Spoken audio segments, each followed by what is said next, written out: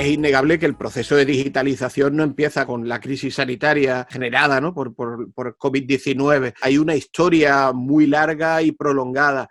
Lo que ocurre es que yo creo que habíamos entrado en una especie de meseta. Si estuviéramos viendo una curva, pues esta curva había entrado en una meseta en la cual los saltos hacia arriba iban despacio y de repente ha ocurrido algo imprevisto que genera nuestro confinamiento y toda nuestra vida digital se dispara.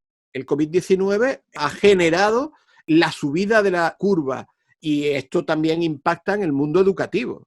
El confinamiento hace que todos nuestros estudiantes estén en casa de todas las etapas educativas, en torno a 10 millones de personas aprendiendo online de repente, y esto lógicamente va a causar un impacto. Y lo interesante no es solo cómo ahora hemos digitalizado la docencia y el aprendizaje, sino los aprendizajes que vengan, fundamental para el curso que viene y todavía más importante para el curso siguiente, el curso 21-22. Ahí es donde se va a medir nuestra capacidad colectiva de aprender de una situación de crisis como esta. En relación con la programación y con la planificación que un docente hace antes de cualquier proceso de enseñanza, afortunadamente tenemos muchos modelos de cómo planificar docencia online. Tenemos que pensar que tenemos universidades enteras que no existen presencialmente, solo funcionan a través de la red. Es decir, sabemos cómo programar para la red. ¿Cuál es el problema real que tenemos? El problema real que tenemos es el tiempo. Tenemos que programar ya, para el próximo lunes, para la próxima semana. Y tenemos que programar no en modo simulación, sino en modo live, como si fuera una emisión por streaming. Es decir, no estamos en una simulación. Entonces, no solo necesitamos modelos de programación ajustados a lo online, sino yo diría modelos de programación express. El primer paso sería, mira, concéntrate en cuáles son las grandes ideas que tienes que comunicar en el tiempo que estés programando. ¿Cuáles son las grandes ideas? Ese concepto fundamental cuya comprensión realmente es absolutamente necesario para el individuo, para su desarrollo. A partir de esa gran idea, ¿qué tarea auténtica va a realizar la gente que aprende contigo, tus estudiantes, para demostrar que ha comprendido ese concepto? Y después tienes que insertar el paso 2, y el paso 2 son las actividades que te llevan desde esa idea hasta esa tarea auténtica que tú puedes realizar para demostrar comprensión. Por ejemplo, si la tarea auténtica es realizar, por ejemplo, un sondeo para conocer la opinión de una parte de la población sobre las fake news, porque tú estás trabajando el concepto de fake news, ¿vale? Pues tendrás que pensar cuáles son las actividades que llevan de aquí a aquí. Porque la clave en digitalización, en educación digital, es que tenemos que visualizar las actividades de aprendizaje como un camino, como una escalera que nos permite llegar a la comprensión. En el aula es muy interesante porque en realidad la clave de todo es el contacto visual. Esta es la dificultad de ser docente. Notar que el contacto visual es el que te permite mantener un flujo de feedback permanente en el que tú vas mirando, viendo la cara de la gente, viendo si estás atento, si no. Toda esa información del contacto visual desaparece en aprendizaje online. Y entonces necesitamos crear esta escalera, esta secuencia de actividades que garanticen la comprensión. Entre otras cosas, aportando diversas fuentes de información. Aportando ese vídeo, esa lectura, ese momento de tutoría a través de una plataforma de videoconferencia. Bueno, esos son un poco los mimbres para este proceso de planificación express al que nos vemos abocados ahora. Lo interesante del impacto de lo digital en lo pedagógico es que no cierra ventanas, pero sí abre muchas oportunidades. En el terreno de la educación digital hay un concepto de muy difícil traducción al castellano, que es el concepto affordances. Lo que quiere decir es que la tecnología te permite abrir oportunidades que de otro modo son muy difíciles. ¿Cómo hacemos que un grupo de estudiantes contacte con un investigador en astrofísica que trabaja en el observatorio que hay en Sierra Nevada, estando ese grupo en Tarragona? Es decir, el impacto de lo digital tenemos que verlo como la apertura de posibilidades.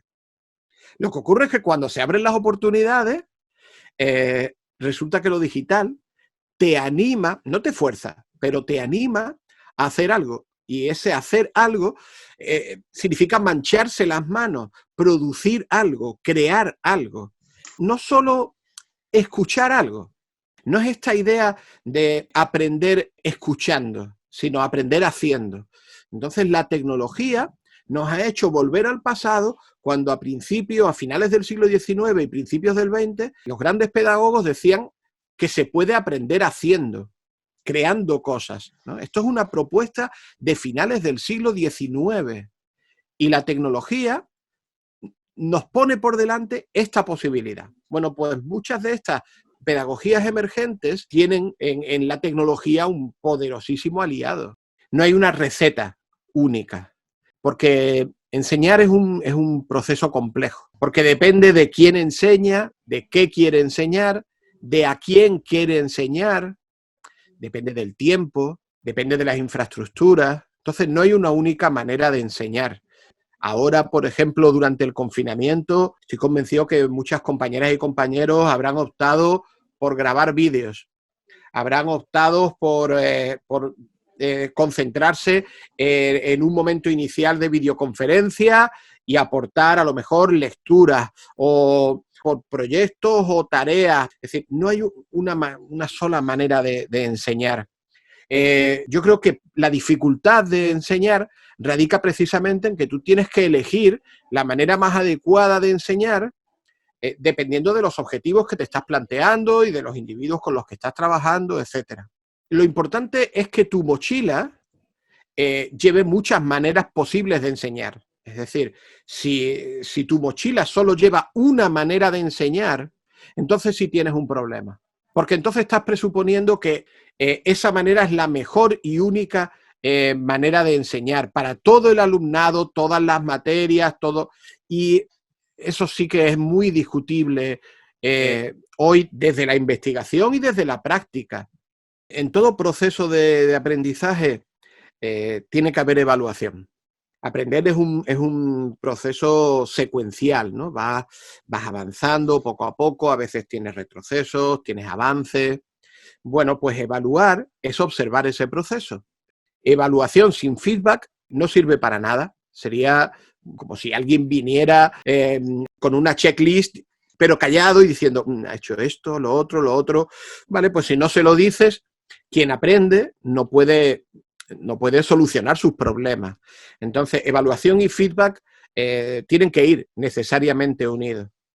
Y hay una tercera palabra, lejos, que es la palabra calificación, que es importante para el sistema porque es una manera sintética de comunicar a las familias y al propio Estado pues una visión muy reducida de ese proceso de aprendizaje. Bueno, a mí me interesa sobre todo la parte de evaluación y feedback. Y aquí la tecnología tiene también mucho que aportar. Lo que hablamos es de utilizar los recursos que nos ofrece hoy la tecnología para poder recoger datos, procesarlos, comprenderlos y darle un feedback al estudiante. Pongamos un ejemplo muy sencillo. Cuando yo era un estudiante más joven y aprendía lenguas, pues no era tan fácil grabarme, por ejemplo, hablando en una lengua extranjera. Mucho menos enviarle ese audio a mi profesor, a mi profesora. Mucho menos que éste pudiera coger el audio, pararlo, trocearlo, seleccionar un fragmento, añadirle comentarios y devolvérmelo. Como hoy sabemos, esto es bastante sencillo. Es decir, el cambio no es solo aprender herramientas, el cambio es un poderoso, una poderosa transformación de nuestra manera de entender la evaluación. Es cierto que hay líneas muy potentes porque hay una gran inversión detrás de lo que conocemos como aprendizaje adaptativo, ¿no? Que es bueno esta idea de que la inteligencia artificial va a poder permitir, junto con el análisis de los grandes datos, pues va a permitir que tú pues vayas resolviendo una serie de tareas online, se la mandas a la plataforma y el algoritmo pues revisa, te da información y además te compara con una base de datos enorme. Bueno, sí, esto es una de las grandes promesas de lo que se conoce como aprendizaje adaptativo. El gran riesgo es que la inteligencia artificial sí nos lleve a la simplificación del currículo. Es decir, que tengamos que ajustar el currículo a lo que se pueda trabajar desde estas experiencias de aprendizaje adaptativo, controladas por inteligencia artificial, lo cual evidentemente sería un error. Yo creo que la tecnología sí permite una experiencia de evaluación globalmente más interesante, pero no necesariamente mediada por la inteligencia artificial. El cambio no es solo de aprender herramientas, sino sobre todo es un cambio de mentalidad. Lo primero, hablando de evaluación y de feedback, ¿quién da el feedback? En un contexto de educación virtual, el feedback no lo puede dar solo el docente, porque es literalmente imposible en términos cuantitativos.